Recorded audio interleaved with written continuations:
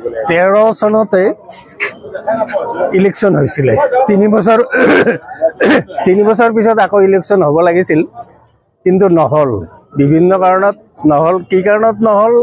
হয়তো ইয়াত চৰকাৰৰো হেমাহি আছে বা মন্দিৰ কৰ্তৃপক্ষৰো হেমাহি আছে সবৰে হেমাহিৰ ফলত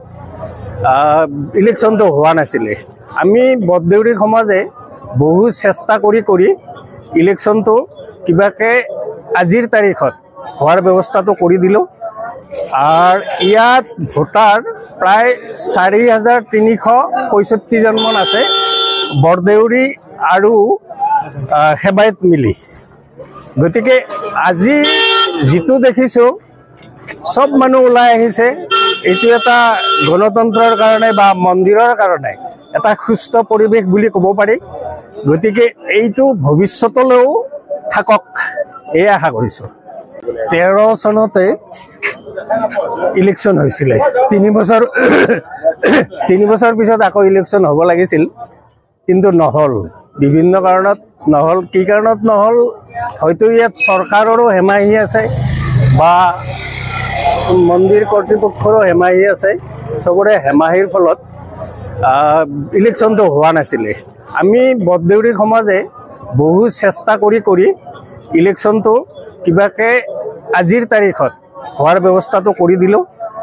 আৰু ইয়াত ভোটাৰ প্ৰায় 4365 জন মান আছে বৰদেউৰী আৰু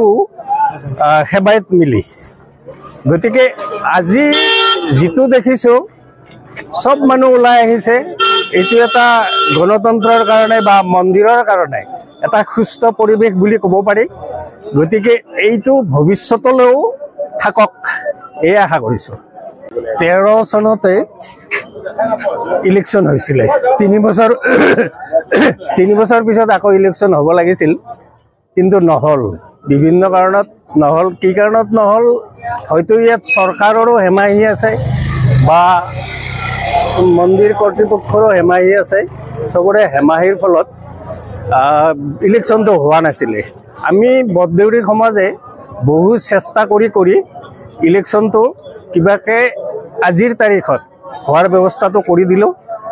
আৰু ইয়াত ভোটাৰ প্ৰায় 4365 জন মান আছে বৰদেউৰী আৰু হেবায়ত মিলি গতিকে আজি যেটো দেখিছো সব মানুহ ওলাই আহিছে এটো এটা গণতন্ত্ৰৰ কাৰণে বা মন্দিৰৰ কাৰণে এটা সুস্থ পৰিবেশ বুলি ক'ব পাৰি গতিকে এইটো ভৱিষ্যতলৈও থাকক এই আশা কৰিছো